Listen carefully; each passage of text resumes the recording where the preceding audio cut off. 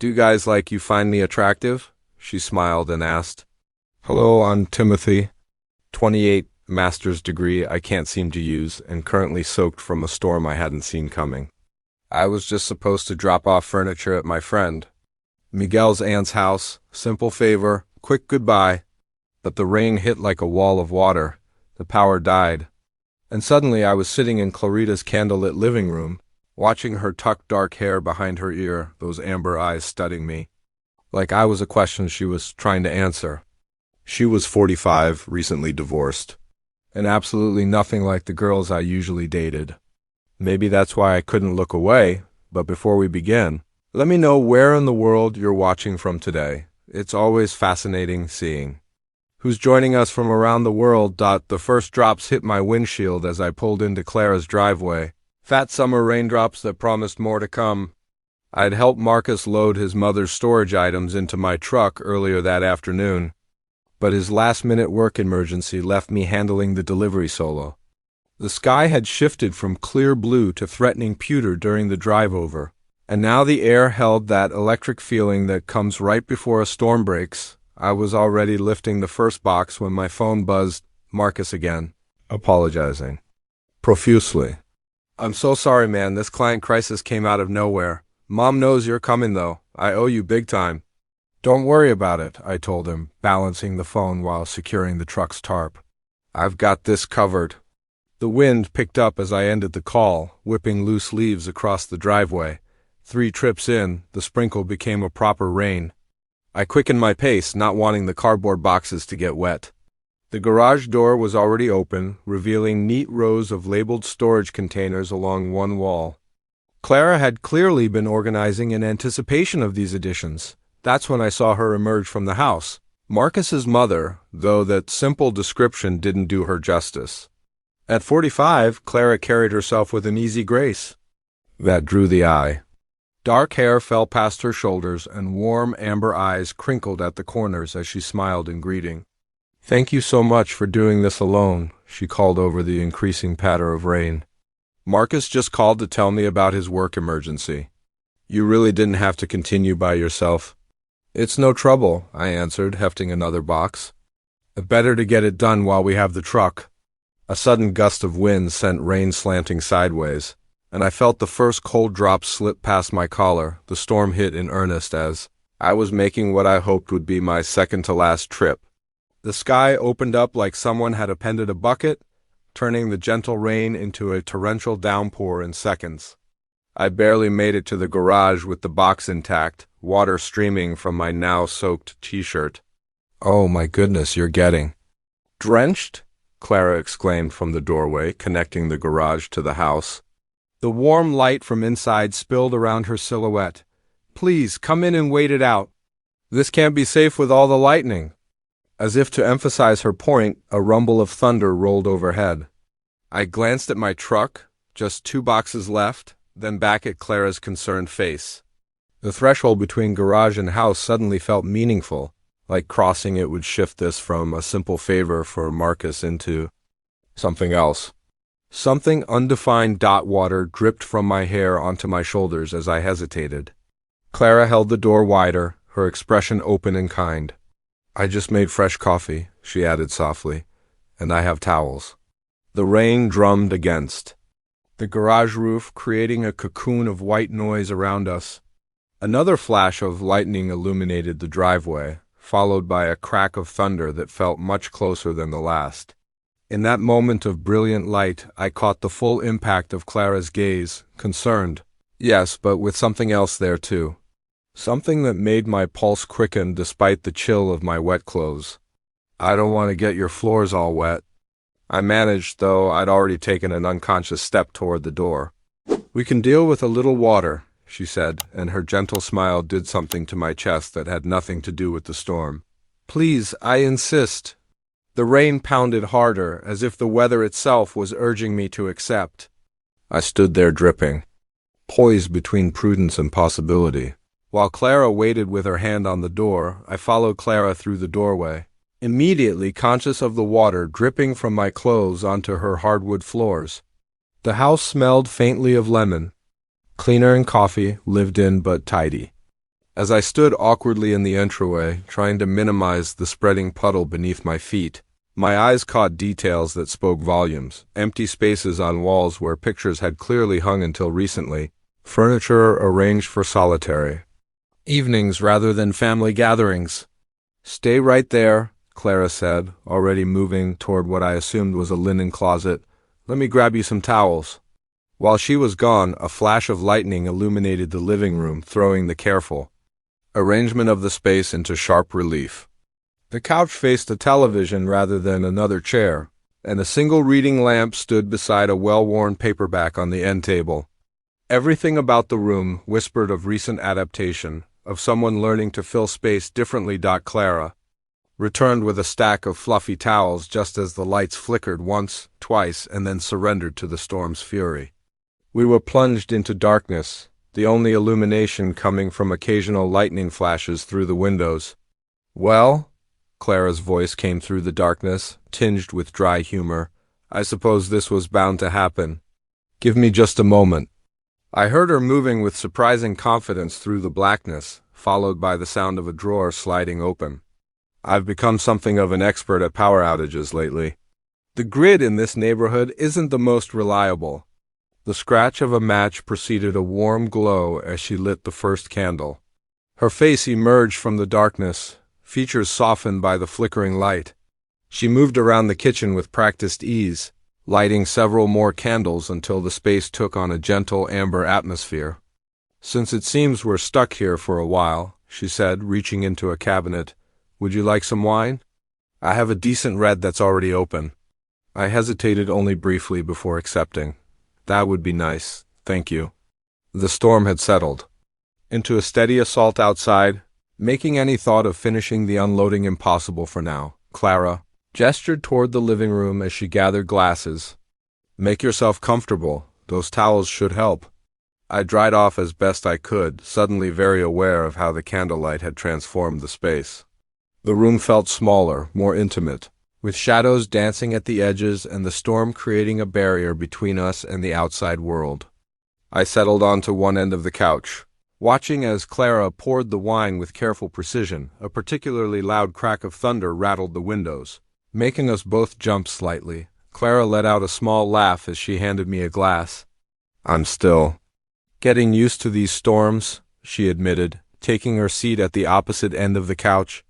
The space between us felt deliberately measured, like an unspoken agreement. "It's the first power outage I've had since ...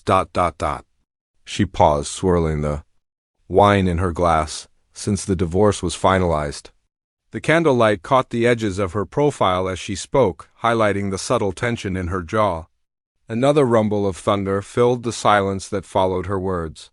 I found myself holding my own wine glass a bit tighter, acutely aware of how this mundane moment, sharing drinks during a storm, felt charged with something I couldn't quite name.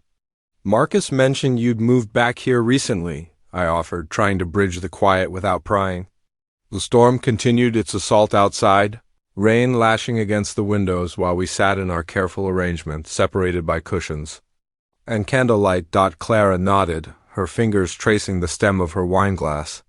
The gesture seemed unconscious, almost hypnotic in the flickering light.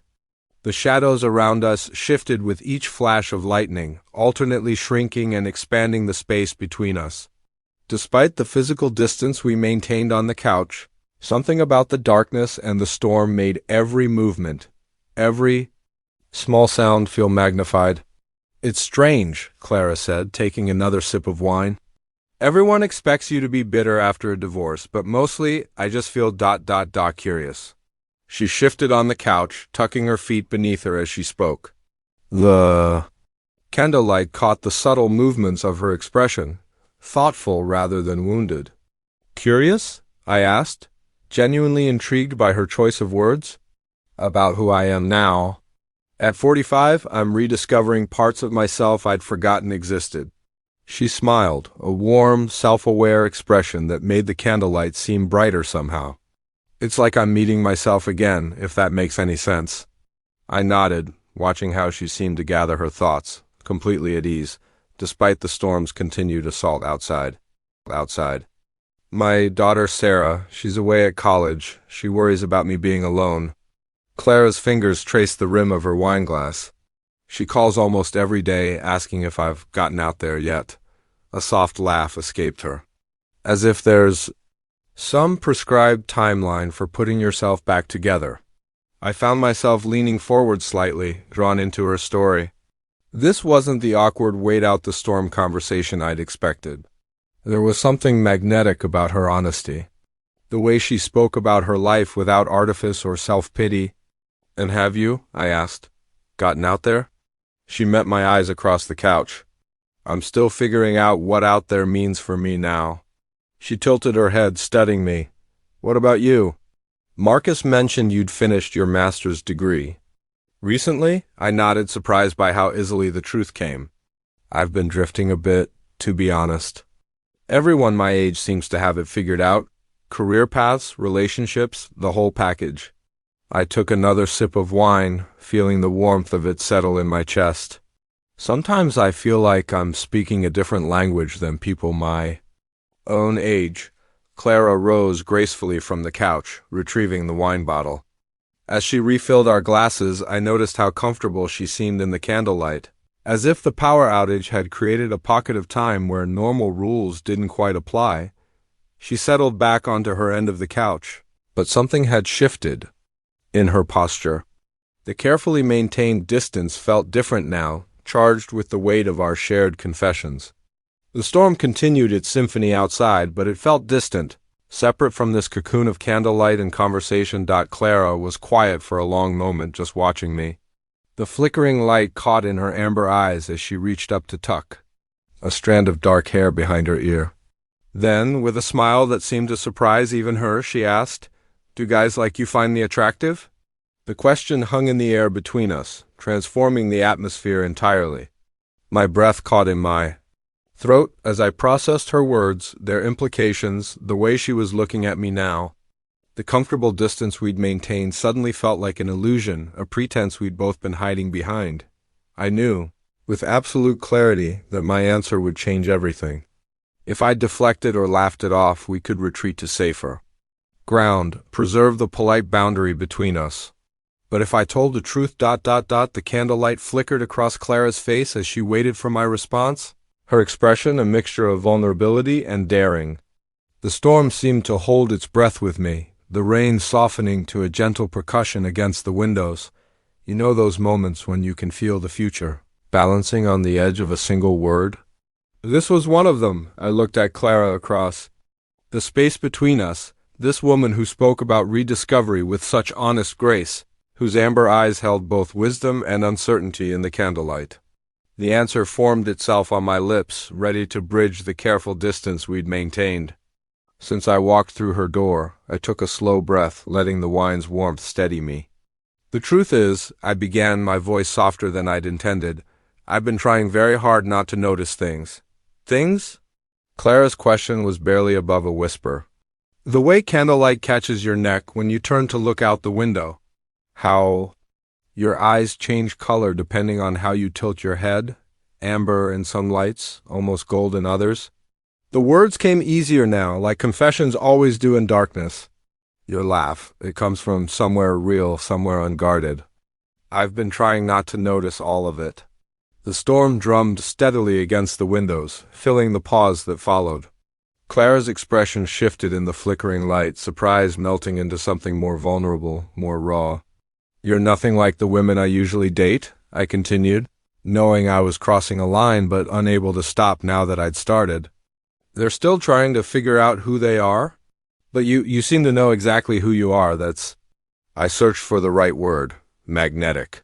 Clara moved then, shifting on the couch with deliberate grace. She didn't come all the way to my side, but she closed half the distance between us, her movements careful but purposeful. The candlelight followed her, casting soft shadows that made the room feel even more intimate. "Can I tell you something?" she asked, her fingers playing with the stem of her wine glass. When I nodded, she continued, "Since turning 40, I've felt invisible. It's the strangest thing. Men look right through me at restaurants, in stores, like I've somehow aged out of being worth seeing." My chest tightened at the hurt beneath. her casual tone. That's their loss, I said firmly. Real attraction isn't about age. It's about presence, and you have presence that fills entire rooms. Does it? There was a hint of her earlier daring in her smile, but vulnerability too. You must know it does. I set my wine glass down, turning to face her more fully. The moment you step into a space, everything shifts to accommodate you. Not because you demand it, but because you simply exist so completely, so confidently. In your own skin. Clara's hand moved to rest on the couch cushion between us. Not reaching for me, not yet, but no longer maintaining that careful distance we'd started with. Her fingers splayed slightly against the fabric, and I found myself memorizing the gesture, the way her wedding ring was conspicuously absent. I thought I was imagining it, she said quietly. The way you look at me sometimes, when you think I'm focused on something else. Rain continued to pour outside, but inside the air had changed, charged now with possibility and unspoken questions. The candles had burned lower, creating pools of golden light that seemed to concentrate around us, as if the rest of the world had receded into comfortable darkness. You weren't imagining it, I admitted. I just wasn't sure I had the right to. Look, a particularly loud crack of thunder made us both jump slightly, then laugh at our shared startlement. The tension eased for a moment, but didn't break, just shifted into something warmer, more honest. And now? Clara asked, her amber eyes holding mine steadily. Do you think you have the right to look? The question hung between us like the candlelight, delicate but illuminating. Outside, the storm continued its steady percussion against the windows, but it felt distant now, like it belonged to another world entirely. In here, in this bubble of warmth and honesty, there was only the soft glow of candles, the lingering taste of wine, and the narrowing space between us on the couch. Clara traced the rim of her wine glass, her expression thoughtful in the candlelight. You know what's strange? She said. The end wasn't dramatic. No affairs, no screaming matches. Just this slow ... fading, like watching a Polaroid develop in reverse. I nodded, understanding more than I probably should have. The storm maintained, its steady drumming against the windows, creating a cocoon around our conversation. We stopped seeing each other, she continued. Really seeing each other, I mean. One day I looked across the dinner table and realized we were just ... coexisting. Two people sharing space but not life. She gave a soft, self-deprecating laugh. Sorry, that probably sounds melodramatic. No, I said quietly. It sounds honest. I shifted slightly, the leather couch creaking beneath me. My last relationship ended because she said I was always looking past the present, searching for some future that wasn't quite clear. Maybe she was right. Clara tilted her head, studying me. Were you looking for something else? I think ... I paused, choosing my words carefully. I think I was looking for depth. We were good on paper, same age, similar interests, all the checkboxes marked, but it felt superficial, she offered. Yeah, like we were following a script instead of actually connecting. Clara pulled her legs up onto the couch, tucking them beneath her. The movement brought her closer to my side, though I couldn't tell if it was intentional or not. My daughter's been trying to get me to try dating apps, she said, rolling her eyes. She means well, but God, the thought of taking profile photos at 45? Trying to sum up who I am in 3 carefully curated pictures and a witty bio? I couldn't help but laugh. I deleted all mine about 3 months ago. Got tired of coffee dates that felt like job interviews. Everyone trying to figure out if the other person matches their checklist before they've even learned their middle name. Exactly, Clara's eyes lit up with recognition. Whatever happened to just ... meeting someone, having a real conversation? She gestured between us with her wine glass. Like this? I know what you mean, I said. Everything so calculated now? Swipe right, match, exchange the same 10 questions, meet for coffee that's never quite hot enough ... I shook my head. I kept feeling like I was auditioning for the role of potential partner instead of just being myself. So what are you looking for? Clara asked, her voice softer now. Really looking for, I mean, not the dating profile version. The question caught me off guard with its directness, but In the candlelight, with the storm creating our private world, honesty felt natural. Something that feels like this, I said before I could second-guess myself. Unexpected but real. A conversation that doesn't feel rehearsed. Someone who's not afraid to be vulnerable, to admit they're still figuring things out too. Clara's fingers drummed lightly against her wineglass, a nervous gesture that made her seem younger somehow. The candlelight caught the movement, creating dancing shadows on the glass.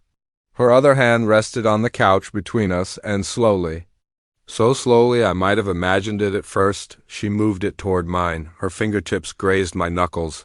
The touch so light it could have been accidental, but neither of us pulled away. That simple point of contact felt more electric than any passionate kiss I'd shared in recent memory. It was tentative, questioning, full of potential energy. I held perfectly still, hardly daring to breathe. Clara's touch was like a question mark written in candlelight, waiting for my response. After a moment, I turned my hand slightly, just enough to acknowledge the contact without demanding more. The storm surged outside, rain beating against the windows. With renewed intensity, but inside our bubble of candlelight, time seemed to move differently. Clara's fingers remained there, barely touching mine, as if we were both afraid that acknowledging this moment too directly might break its spell. "I know exactly what you mean," she whispered, "about wanting something real." Our fingers remained, touching, that gossamer point of contact speaking volumes in the candlelit quiet. I turned my palm upward, a silent invitation, and Clara's fingers slowly interlaced with mine. The gesture was tentative but deliberate, like someone testing water. Before diving in, Clara's thumb traced small circles on my hand, her eyes fixed on the movement. "I haven single quotes do ... she started, then took a steadying breath. "I haven't done any of this in so long, dating, touching someone new, feeling this kind of ... She gestured vaguely with her free hand at the space between us. "This kind of possibility. We don't have to do anything," I said softly, meaning it. "We can just sit here, talk until the storm passes." But we both knew we'd already crossed some invisible threshold. The moment her fingers had touched mine, we'd moved beyond simply waiting. Out bad weather. The air between us felt charged with potential energy. Like the static before lightning strikes, Clara released my hand, but only to set her wineglass on the coffee table with careful precision. The small domestic gesture seemed to carry extra weight, as if she was marking a decision point. When she settled back onto the couch, she shifted closer.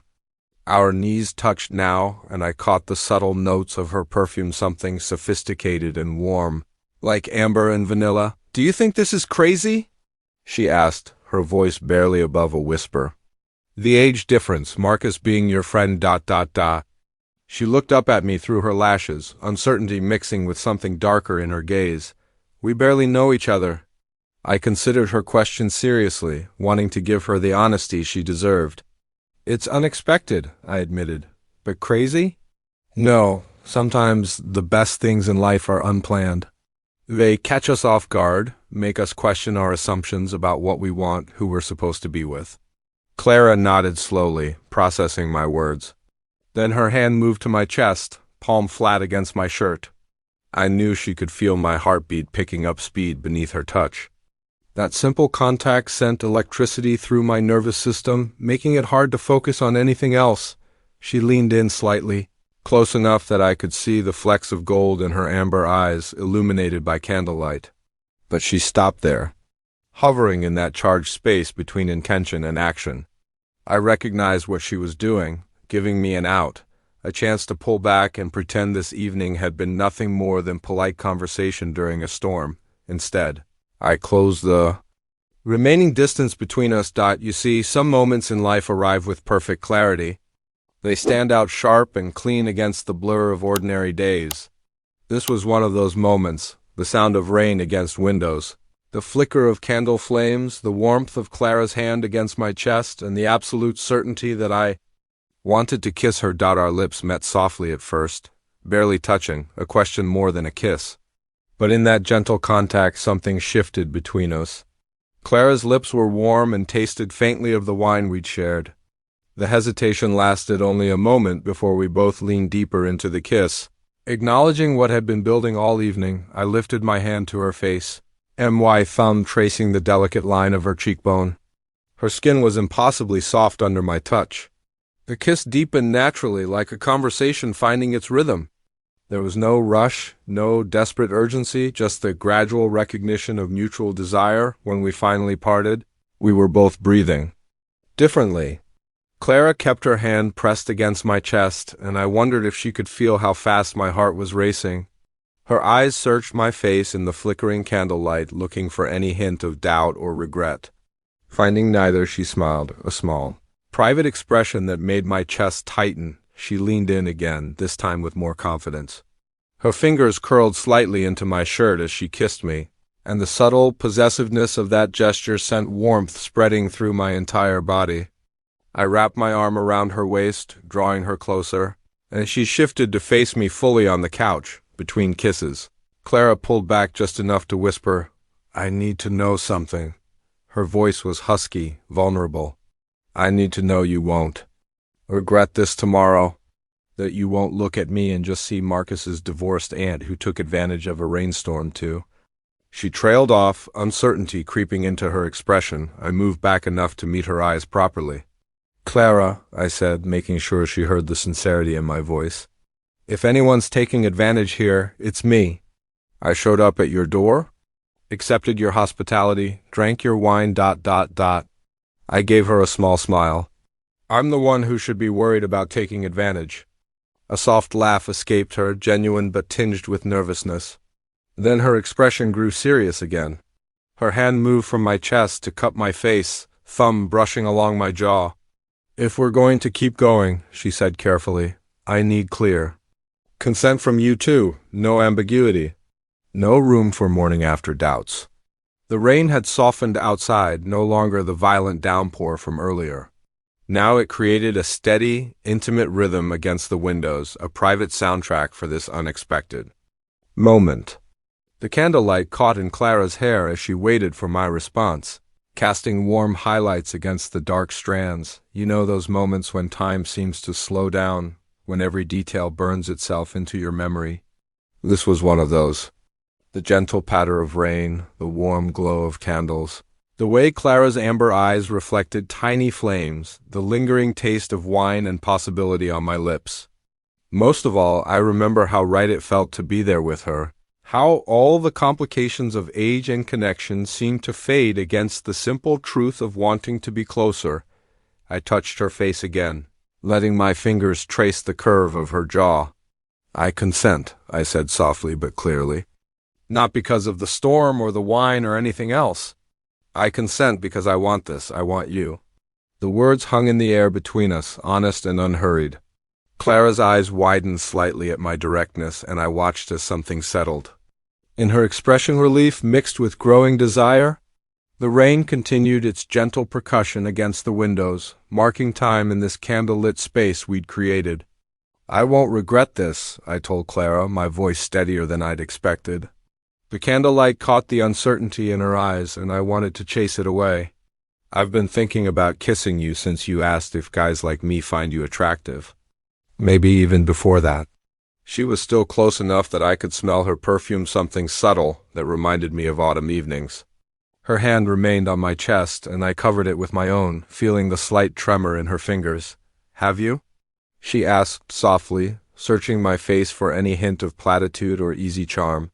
But I'd never been more honest in my life. "Yes, I," said simply. "And not just because you're beautiful, though you are. It's the way you've been so real tonight, no pretense." "No games?" Clara held my gaze for a long moment, something shifting in her expression. Then she nodded once, decisive. The uncertainty vanished, replaced by quiet determination. She stood, keeping hold of my hand, and I rose with her. Without speaking, she led me through her house. The power was still out, but she moved with familiar confidence through the darkness. We passed through the hallway where I'd noticed the lighter rectangles on the walls earlier ghost. Images of removed photos marking the path of her past life. The house felt different now, charged with possibility. Our footsteps were hushed against the hardwood floors, and the rain created a gentle percussion against the windows. Clara's hand was warm in mine, her grip neither tentative nor rushed, just purposeful. Purposeful. When we reached her bedroom door, she paused. Turning to face me, she seemed to gather herself for one final moment of clarity. The hallway candles cast shifting shadows across her features as she looked up at me. "Are you absolutely sure?" she asked, her voice barely above a whisper. "Because once we cross this threshold, ... She didn't finish the sentence, but she didn't need to. We both understood what this moment meant. Instead of answering directly, I squeezed her hand gently. "Are you?" I asked in return. The laugh that escaped her was soft and a little nervous, but underneath it was a current of certainty that made my breath catch. That laugh was all the answer I needed.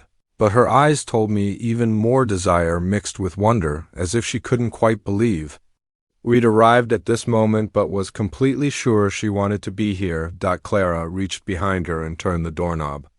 The bedroom door opened silently and she drew me inside with her.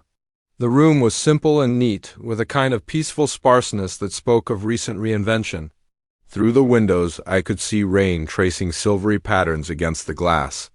Caught in the faint light spilling in from the hallway candles, the air felt different and here more intimate, charged with the weight of our choices. Clara closed the door with a soft click that seemed to seal us into our own private world. We stood facing each other in the dim light, and I was struck by how beautiful she looked with shadows playing across her features. This was the moment, the final decision point where we both acknowledged what we were choosing. No storm to blame, no whine to hide behind.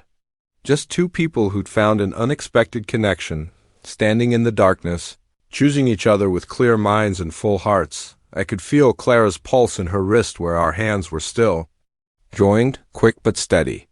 The rain continued its gentle rhythm against the windows, as if nature itself was holding its breath, waiting to see what we'd do next. In the soft darkness, we stood on the edge of something new, something neither of us had been looking for when the day began.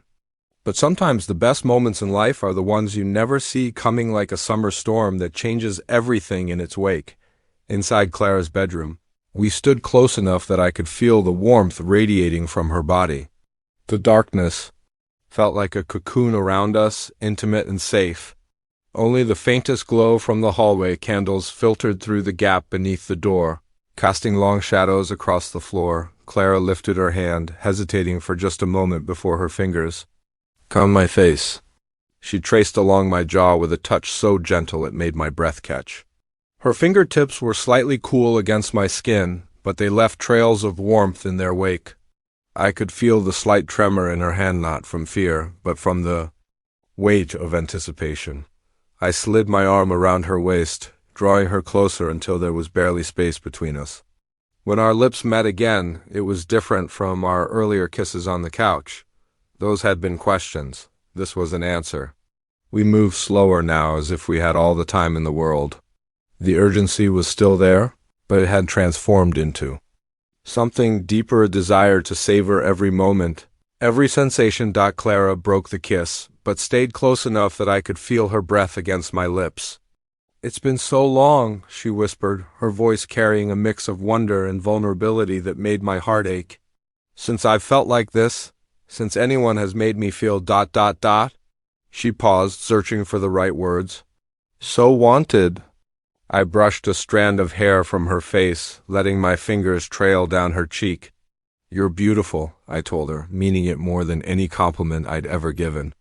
Age hasn't diminished that, it's refined it. Made it more interesting than simple youth could ever be. In the dim light, I saw her eyes widen slightly, as if surprised by the sincerity in my voice. Together, we moved toward her bed. Clara led the way, her hand finding mine again, but there was no hesitation in either of our steps. We'd made our choice not in haste or driven by the storm's passion, but with clear hearts and minds. This felt right in a way that defied explanation. Beside the bed, Clara reached for the small lamp on the nightstand. She turned the dimmer to its lowest setting, bathing the room in a warm, golden glow that softened every edge and shadow. Outside, rain continued its steady percussion against the windows, Nature's own rhythm section accompanying this moment. We faced each other in the gentle light, and I saw in Clara's expression the same mix of nervousness and eagerness I felt in my own chest. She was wearing that smile again, the one that somehow managed to be both shy and confident at the same time. It was quickly becoming my favorite of her expressions. Her hands found the front of my shirt, fingers curling gently into the fabric. She drew me down toward her, and I went willingly. Our lips met again as we sank onto the bed together, the mattress dipping slightly beneath our combined weight. Clara's body was warm against mine, solid and real in a way that made everything else feel distant and unimportant. The rain kept falling outside, but its sound had become part of the backdrop now, like the beating of our hearts present, but unobtrusive. In this moment there was only Clara's touch, her warmth, the soft sounds of our breathing mingling in the dim light. We'd crossed every threshold now, made every choice that led to this moment, and there wasn't a single regret between. U.S. Clara's hands moved to frame my face as we kissed, holding me as if I were something precious. I could feel years of loneliness dissolving in her touch, replaced by a connection that felt both new and somehow familiar. As if we'd been moving toward this moment long before we knew each other existed, I woke to unfamiliar shadows and the clean, electric scent of rain-washed earth drifting through an open window. For a moment, I felt disoriented, but then memories of the night filtered back like water through sand. Clara's house. The storm. Everything that followed. The room was painted in pre-dawn blues and grays, that liminal time when night hasn't quite surrendered to morning. I turned my head on the pillow and found Clara already awake beside me. She sat propped against the headboard, sheet wrapped around her like a Grecian sculpture, watching the sky lighten through her bedroom window. Her dark hair was slightly mussed, falling in soft waves around her shoulders. Something about the early morning light made her look different. Younger isn't quite the right word. More at peace, maybe. As if the weight of expectations and memories had lifted sometime during the night. She must have sensed me watching because she glanced down and smiled but didn't speak. The silence felt right, comfortable in a way I hadn't expected. Clara slipped out of bed with graceful efficiency, gathering my discarded t-shirt from the floor and pulling it on. The sight of her wearing my clothes sent an unexpected warmth through my chest. She padded out of the bedroom, her bare feet silent, on the hardwood floors. I listened to her moving through the house, the domestic sounds of cabinets opening, water running, the quiet whir of a coffee grinder when she returned. She carried 2 steaming mugs, and the rich aroma of fresh coffee filled the room. She handed one to me, cream, no sugar, exactly as I'd mentioned during our wine-softened conversations the night before. The fact that she'd remembered such a small detail made something catch in my throat. I shifted over to make room as she settled back beside me, our shoulders touching naturally. We sat together, sipping coffee and watching dawn gradually transform the room.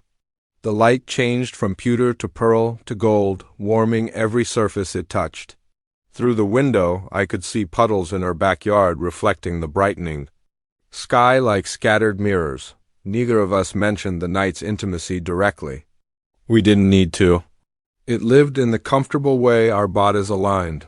In the soft brush of skin when Clara reached to set her mug on the knitstand. In the thousand small ways we'd learned each other's rhythms in the span of one storm-wrapped night. Marcus will probably call soon, Clara said finally, her voice gentle but matter-of-fact. About the furniture. She wasn't pushing me away, just acknowledging the world that existed beyond her bedroom walls. I cradled my coffee mug, enjoying its warmth against my palms. I'm in no rush to leave, I told her, then added carefully, unless you want me to go. The morning light caught in her amber eyes as she turned to look at me. A smile played at the corners of her mouth, that same blend of confidence and shyness I'd noticed the night before. The day was beginning outside her window, bringing with it all the complications we'd set aside in the darkness. But for now we had this coffee growing cooler in our mugs, sunlight painting patterns on rumpled sheets, and the lingering scent of rain-cleaned air drifting through her open window. Clara's shoulder pressed a little, more firmly against mine, and I felt her relax just slightly, as if she'd been holding her breath without realizing it. The morning stretched out before us, full of unspoken possibilities. Clara took a slow sip of her coffee before answering. I don't want you to leave yet, she said softly, but ... She trailed off, and I could see the complexities settling back onto her shoulders like a familiar weight. There's a lot to consider, she continued, turning her mug in her hands. The age difference isn't just a number, it's different life stages, different expectations, and Marcus ... she sighed. He's not just your friend, he's family to me. Then there's my daughter. She's already worried about me dating at all, let alone someone closer to her age than mine. I understood her concerns. They were all valid points that deserved careful consideration. But something about this connection felt too important to dismiss over external factors. We don't have to figure everything out right now, I said, watching sunlight play across her features. Sometimes the best things start in unexpected ways. They need space to grow naturally. Clara smiled at that, but concern still shadowed her eyes. What about when you're back in your regular life? When you're with friends your age or at work or ... she gestured vaguely. I don't want you to look back at this as something you regret. I set my coffee mug on the nightstand and turned to face her fully, taking her hand in mine. Her fingers were warm from holding her cup. Last night wasn't about the storm or loneliness or any of the easy explanations people might assume, I told her. It was about connection, real connection. The kind that doesn't come along often, no matter what age you are. I feel it too, she admitted, squeezing my hand. That's what makes this complicated. If it was just physical attraction or a moment of weakness, it would be easier to let go, but she looked down at our joined hands. I worry about what people will think. The assumptions they'll make about both of us. What if we take it slow, I suggested. See where this goes without putting pressure on it? We clearly have chemistry, and there's something here worth exploring. Clara nodded thoughtfully. Slow sounds good. Give ourselves time to understand what this could be, away from the intensity of last night. The morning sun had fully risen now, flooding the room with natural light. It caught in Clara's dark hair, highlighting subtle auburn undertones I hadn't noticed before. She looked radiant, completely herself in a way that made my chest tighten with appreciation. She glanced at the clock on her nightstand and sighed. I have a faculty meeting at noon, she said, running a hand through her hair, at the college. I should probably start getting ready. I can go, I offered, though I made no move to leave. Give you space to prepare? Clara turned back to me, that same confident, shy smile playing at her lips. You should, but ... she paused, considering her next words carefully. Would you want to have dinner later this week? Somewhere quiet, where we can talk more. I'd like that, I said, meaning it completely. We could take time to process everything, then meet with clear heads. The sun had climbed higher, warming the room and making the remaining puddles in her backyard sparkle. Clara looked thoughtful but more relaxed, as if making plans had given shape to whatever was growing between us. I watched her profile against the window, struck again by how natural this felt. Despite all the complications, I knew we had more to discuss, practical matters like discretion, boundaries, expectations.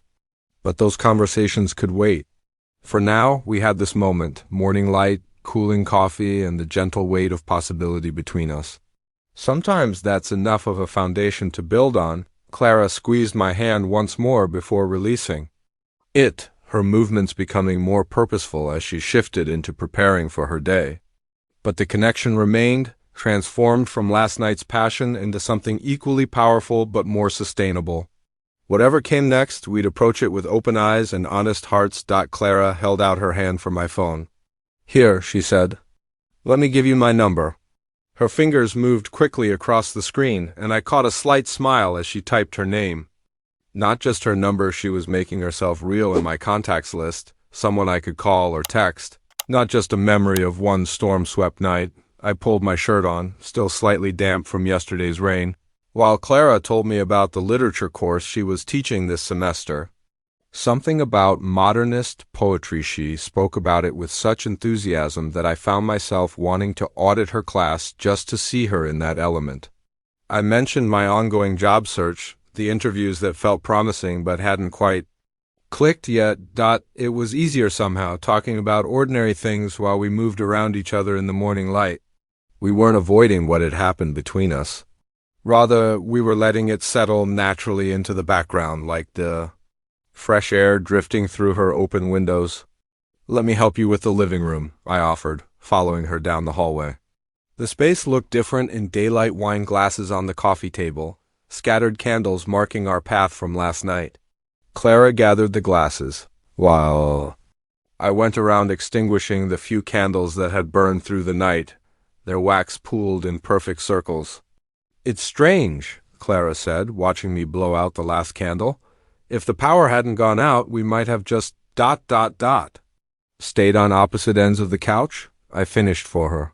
"Maybe, but I think we would have found our way here eventually." She smiled at that, setting the wine glasses in the sink. "You think so?" "I do," I said, and meant it. The storm just gave us an excuse to be honest sooner. We met at her front door, the threshold where everything had started just hours ago.